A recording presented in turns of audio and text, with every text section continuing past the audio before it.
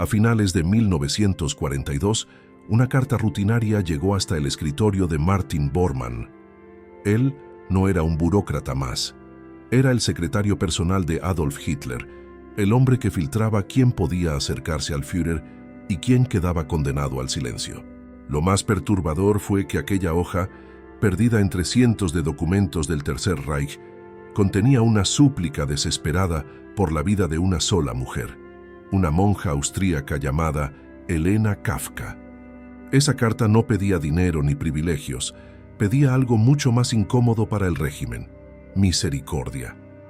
Helena, conocida en religión como Hermana María Restituta, había sido acusada de conspirar contra Hitler y ya tenía una sentencia de muerte sobre la cabeza.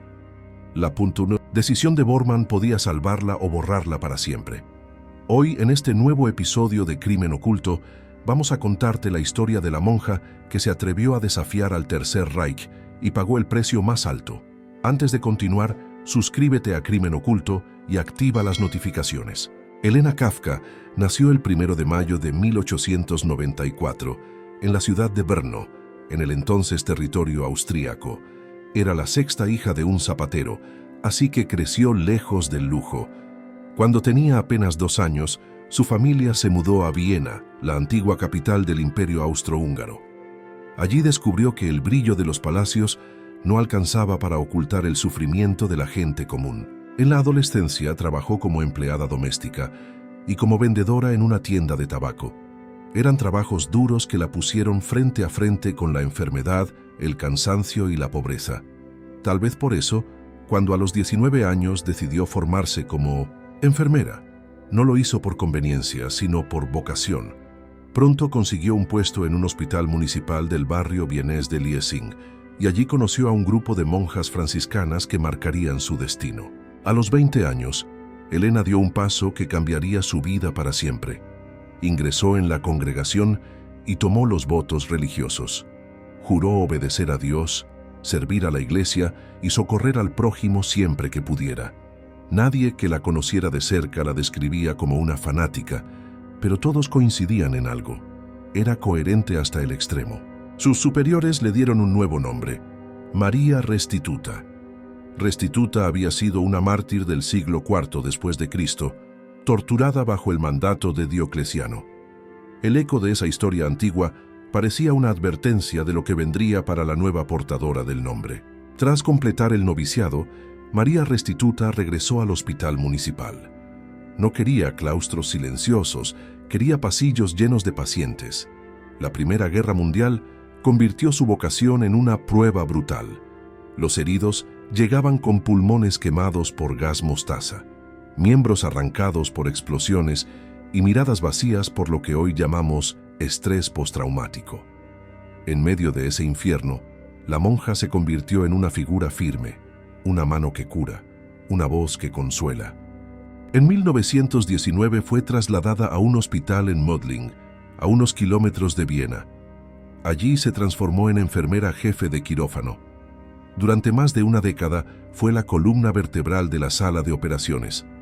Mientras tanto, en el país vecino, algo siniestro crecía. El nacionalsocialismo pasaba de ser un grupo marginal a convertirse en una fuerza política imparable. Cuando Hitler llegó a canciller en 1933, muchos en Austria miraron con inquietud. María Restituta no era analista política, pero entendía muy bien los signos del odio. El blanco principal eran los judíos, pero el nazismo también llevaba dentro un desprecio profundo hacia el cristianismo institucional. Hitler, criado por un padre anticlerical, firmó por cálculo un concordato con el Papa Pío XI, prometiendo respetar las instituciones católicas. Era una promesa escrita para ser rota. Poco a poco, sacerdotes y religiosos comenzaron a ser detenidos por la Gestapo. Congregaciones fueron disueltas, escuelas católicas vigiladas y se ordenó retirar crucifijos de los edificios públicos. La guerra contra la fe avanzaba como una corriente subterránea. En 1938, con el Anschluss, Austria fue absorbida por el Tercer Reich. El hospital de Mödling, donde trabajaba María Restituta, sintió el golpe de inmediato. Ella había llenado los pasillos de crucifijos e imágenes religiosas. Para las nuevas autoridades nazis aquello era inaceptable. Le exigieron que los retirara. La respuesta de la monja fue simple y peligrosa. Se negó. Pero su resistencia no se limitó a la madera de los crucifijos. También se expresó en palabras. Criticó abiertamente las leyes de Nuremberg, denunció la discriminación contra judíos, gitanos y otros grupos, y llegó a llamar demente a Hitler delante de compañeros de trabajo. Cuando algunos colegas le recomendaron prudencia, respondió que era vienesa y que a una vienesa no le harían cerrar la boca. Durante años, los directores del hospital se negaron a despedirla, alegaban que no tenían quien la reemplazara. Pero el equilibrio era frágil. Un médico fanáticamente nazi, harto de escuchar sus críticas, decidió denunciarla. En febrero de 1942, la Gestapo actuó. El 18 de ese mes, cuando salía de la sala de operaciones tras una cirugía, María Restituta fue arrestada. No tuvo tiempo de quitarse el delantal. La acusaron de traición, de conspiración y de preparar el derrumbe del Reich.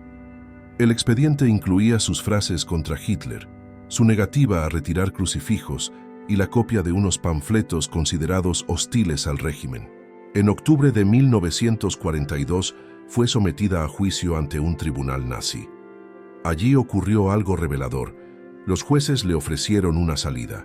Si renunciaba al hospital, se retractaba y aceptaba callar, podrían evitar la ejecución. Era la oportunidad de su vida, bastaba una firma. Ella dijo no. Ese no selló su destino. Fue condenada a muerte por decapitación. Pero todavía quedaba un último hilo de esperanza, la petición de clemencia que llegó al escritorio de Martin Bormann a finales de aquel año. Sacerdotes, laicos y colegas imploraban por su vida. Argumentaban su servicio y su entrega en el hospital. La respuesta de Bormann fue fría. La ejecución debía llevarse a cabo para intimidar a todos los que osaran oponerse al nazismo. No era justicia, era un mensaje. María Restituta pasó casi un año en prisión, aislada. En ese tiempo, escribió una carta en la que dejó una frase que resuena. No importa cuánto estemos separados de todo. Tampoco importa lo que nos quiten. La fe que llevamos en el corazón es algo que nadie podrá arrebatarnos. El 30 de marzo de 1943, con 48 años, fue decapitada en la guillotina. Durante décadas, su historia quedó relegada a los márgenes. El Tercer Reich había logrado su objetivo inmediato: silenciar una voz incómoda y usarla como advertencia. Pero lo que los jerarcas nazis quisieron ocultar es precisamente lo que la convierte en un símbolo. Una mujer sin armas, sin rango y sin poder político, que se negó a someter su conciencia. Ahora te pregunto a ti, ¿crees que María Restituta fue una víctima del Tercer Reich o una de las opositoras más valientes de su tiempo? Déjanos tu opinión en los comentarios y no olvides suscribirte a Crimen Oculto para seguir descubriendo las historias que el siglo XX intentó enterrar.